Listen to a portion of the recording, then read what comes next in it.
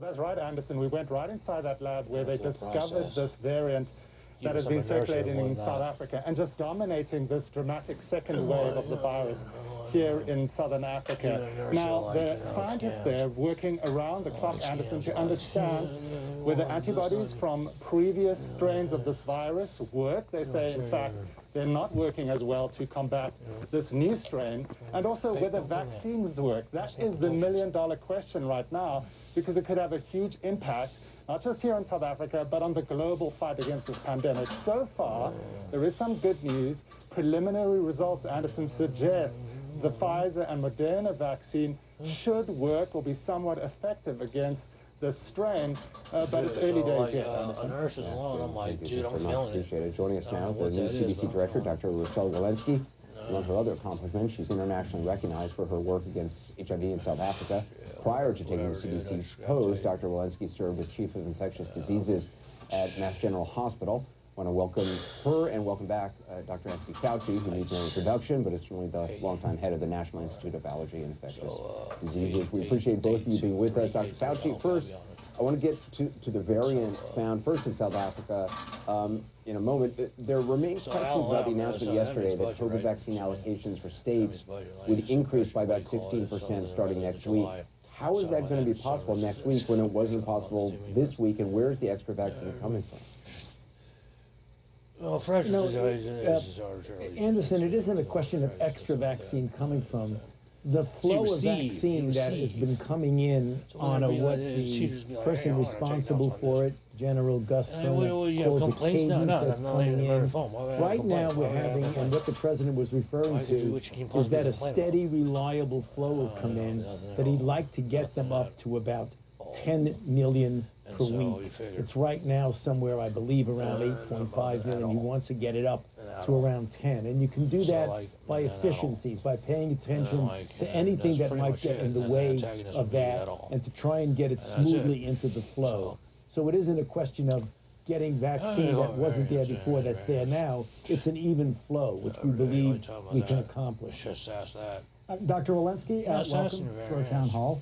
The latest numbers reported by the CDC say that in total, more than 47 million vaccine doses have been distributed, but fewer than 25 million have been administered.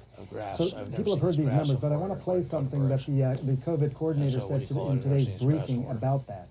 So with these graphs, some of what the states are have right now is inventory to do the very, very important second. it's pacifier. But it's important when you're looking at states' inventory to recognize that some of that inventory is being held for the very important second shot. Covered hot water and stuff like So that. I want to clarify, Dr. Walensky, then, is that what is happening here to some extent? Are states holding on to vaccine to ensure that second dose? Good evening. So a couple of things with regard to the distribution and how much has been administered and then the holding on. First of all, the distribution, those 47 million doses that you talk about, some of those have just arrived today or yesterday. Some of them are in the several-day-long distribution process to get them to the final state where they will actually be administered into the arms. So there is some delay from the time that they're distributed into the time that they could possibly be administered. On the administration side, there is some delay in reporting. We know that probably a bit more than the 23 million that have been reported have actually been administered. And then there are some doses that we need to make sure for the 4 or 5 day window that we give people in order to get their second shot, either at 3 weeks or at 4 weeks. We need to make sure that that's available for them when they return for their second shot. When you do all that math, you still end up with some millions of doses that are sitting on the shelf and have not yet been administered. And in fact, that's one of the bottlenecks and one of the ways that we have to get resources to the states to make sure that they can quickly administer the vaccines that are on their shelves. So I just want to be clear. So some states, if they're holding on to that second dose, that seems like it would be a good idea, right? Because they want to ensure that they're going to have it for the people who got the first shot. Is that the right approach? I don't want to imply that the people are sitting, the states are sitting on doses for weeks and weeks. There is some period of time, a grace period between in that 21 days or that 28 days where people are coming in expecting to get that second shot, and we believe that we should be following the FDA authorization for both of these vaccines. And we need to make sure that that vaccine is available when those people come in. And so we are ensuring that that vaccine is available for the second shot of both Pfizer and Moderna.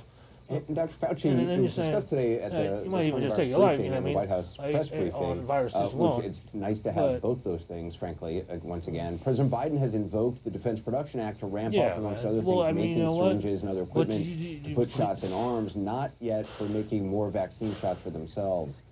Why is that? Why would it be so nice?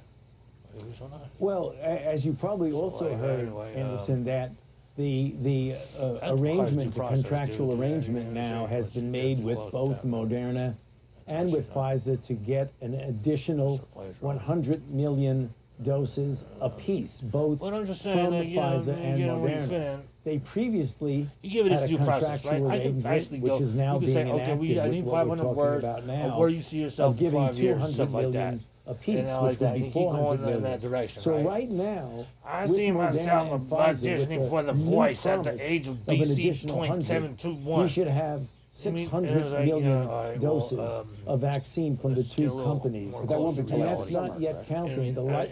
I like to call Right, it exactly, and stranger. that's the way we're going to be Let's rolling it out. call it And stranger. the flow of the vaccines that will be coming out will be able to get the people vaccinated in an orderly way.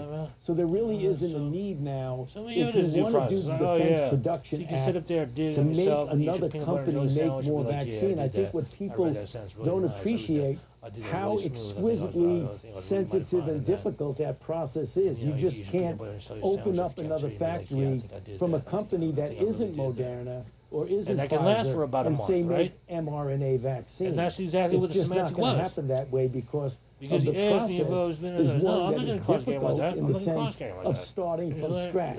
So the DPA, the Defense Production Act that the President was referring to, was to do the things that would facilitate the ability to get those vaccines administered. And one case in point that I referred to was the dead space syringes, so that you can get that extra dose out of a vial. Instead of 5 doses, you get 6 doses. But he was not referring to getting more vaccine from that. He was referring to other things. At this point, You know, Dr. Walensky, we did a CNN analysis, and we found that somewhere between 12% and about a third of Americans probably have some protection against COVID-19. That's through vaccination, but also obviously from the growing number of people who've actually gotten infected and then recovered with the virus. Currently about 6% of the population has been vaccinated.